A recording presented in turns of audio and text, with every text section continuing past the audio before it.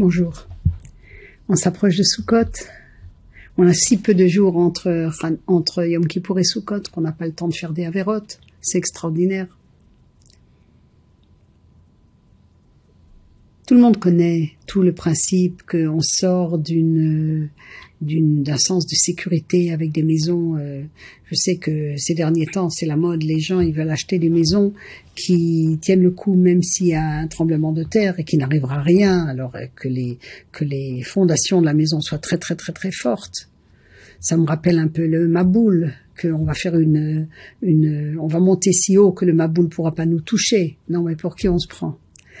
Tout le monde connaît aussi, et là on est d'accord d'aller dans quelque chose qui a l'air d'être très fragile, mais qui en réalité, parce qu'il n'y a pas de séparation entre nous et Hachem, en vérité on est beaucoup plus proche d'Hachem, donc c'est extraordinaire. C'est déjà une des leçons de Sukkot, on a eu des cours là-dessus, reprenez-les. Une autre chose, par exemple, c'est les arba minimes, les 4 espèces, chacune qui représente quelque chose du corps humain. Quand on les bouge, on montre que Hachem est partout. Il y a la fameuse chanson américaine que Hachem il est ici, il est là, il est partout, etc., etc.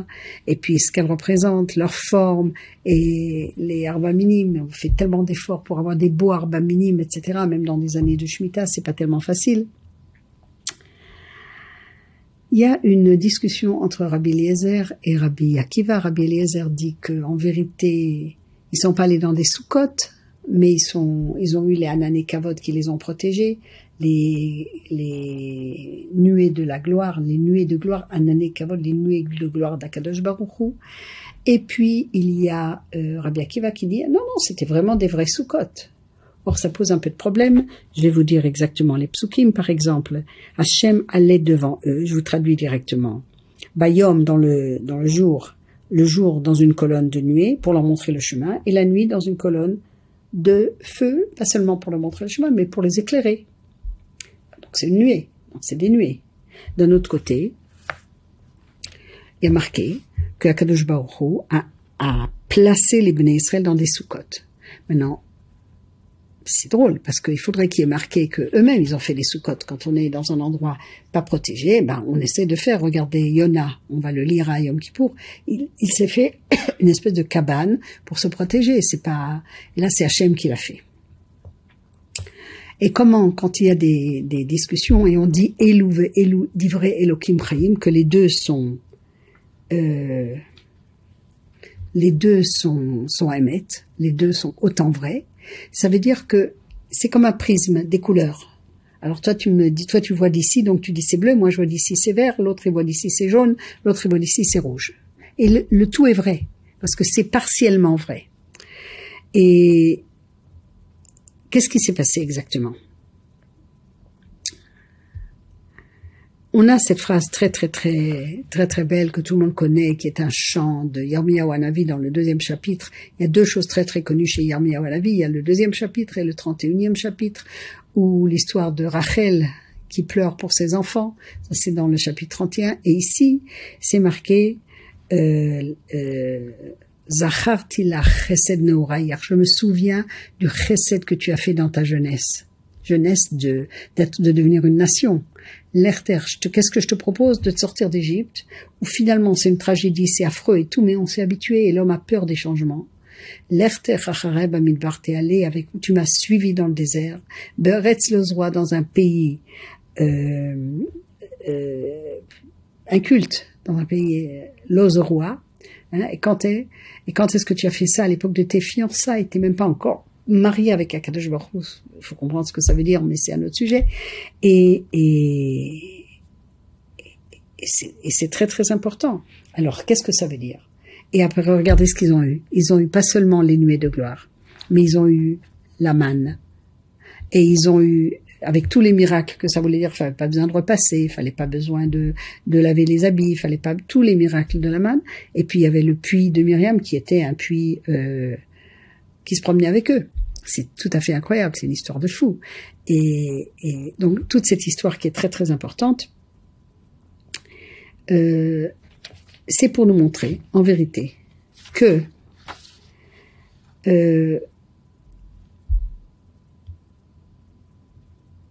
Rabbi Eliezer, quand il parle, Rabbi Eliezer, vous savez, c'est c'est une espèce ça nous rappelle Shammai, très strict, extraordinaire. C'est quand même Shammai qui a dit qu'il faut toujours sourire à son prochain. C'est pas Hillel qui l'a dit, c'est Shammai.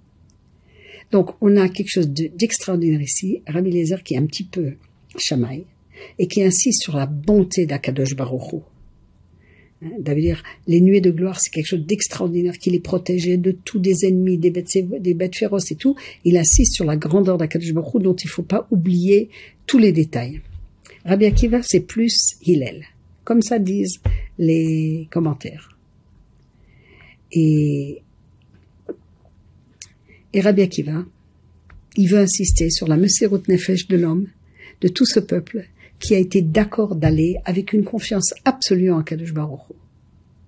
D'accord? Alors lui, il parlait plus des nuées de gloire, et lui, il disait, c'est Hachem qui leur a fait des soukottes. C'est très intéressant. Vous savez, on parle toujours de la Akedat Yitzhak. Et on dit que cette capacité qu'Abraham, le premier qu'Hachem a vraiment choisi pour être le père des Juifs. Il n'a pas choisi Adam, il n'a pas choisi Noach, mais il a choisi Abraham. Pour toutes les raisons qu'on connaît. Et Abraham, au moment de la Akedah, il a fait quelque chose de tellement fort qu'il a mis, dit le Baal HaTanya et bien d'autres, qu'il a mis dans l'ADN du juif une capacité de Mesirut Nefesh de sacrifier lui-même ou son enfant pour Akadosh Baruch Hu s'il le faut. Chas v'shalom, mais s'il le faut. On parle toujours de ça. Mais quand on pense, finalement, c'est très intéressant, à ce qui s'est passé quand ils sont sortis d'Égypte et qu'ils ont tout laissé tomber. Ils ont abandonné, ils ont laissé tomber et ils sont partis dans le désert avec Akadosh Baruch Hu. C'est peut-être un autre ADN. C'est un ADN qui a fait que le juif errant, il a des korotes pour toujours. Et cette force de recommencer à zéro quand on a été toujours chassé de tous les pays et que chaque fois, ou que souvent, pas besoin de parler du rabbi de Klausenburg qui a perdu femme et 11 enfants, il n'est pas du tout le seul. Et qui ont eu le courage de recommencer et de suivre Akadosh Baruch Hu dans le désert et de recommencer à zéro. Il y a des versets dans Tehillim qui disent, et si tu fais tout ça, Hachem à la fin, il te protège, il te protège. Ça, c'est quand Béné Israël accepte ici, l'Erter Hara et Bamidbar, suis-moi dans le désert, en vérité, c'est une espèce de continuation de l'Echlecha d'Abraham. Et vous savez, Abraham, Hachem lui a dit, l'Echlecha, Merzera, part, etc., etc. Et comme il accepte toute cette attitude d'acceptance que Abraham il va accepter, et après, Hachem lui dit, vers un pays que je te montrerai. Il y a une différence entre lui parler et lui montrer. Et après, il va lui montrer Eretz Israël. Après, il va être dans Eretz Israël pour le futur. Et c'est très intéressant. Parce que ça veut dire que si on fait tout ça, on monte à une madriga de nevoie.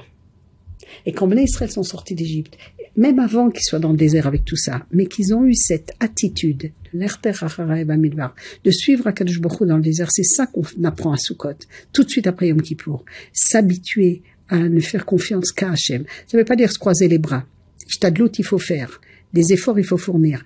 Mais comprendre que tout vient d'Hachem.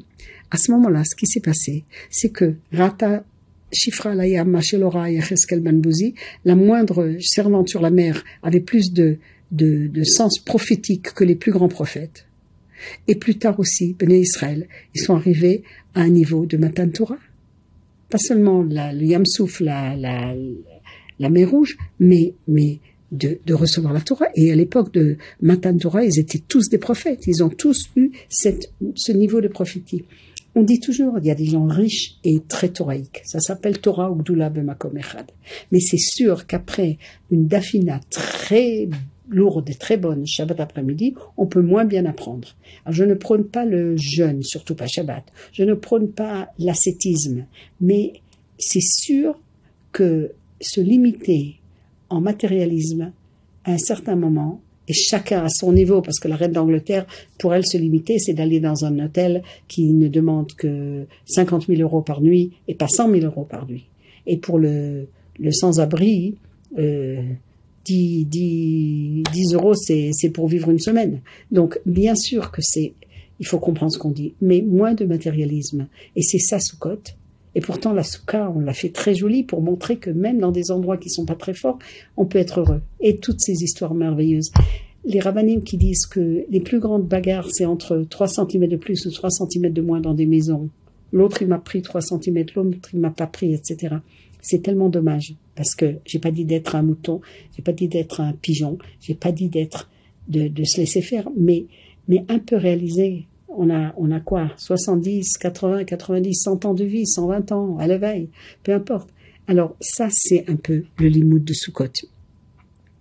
Se donner complètement à Kadosh Baruch Hu. Et si on se donne complètement à Kadosh Baruch Hu, on arrive aussi, nous, à notre époque, et à l'époque de la Gemara, il y avait marqué que quand on arrive à la Simchat Beta Shoeva, Shoeva, ça veut dire l'ishov. L'ishov, ça veut dire puiser de l'eau. Puiser de l'eau d'un endroit où il y a de l'eau, ou d'un mikveh, ou de tout ce que vous voulez. Et Chazal nous disent que on puisait, pendant Simchat Beta Shoeva, c'était tellement extraordinaire, on puisait le roi HaKodesh. Et nous aussi, si on fait des efforts dans ce sens, on peut se retrouver,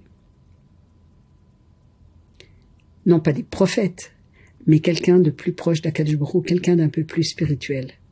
C'est beaucoup de la leçon de Sukkot. C'est beaucoup de la leçon de Sukkot. À la prochaine.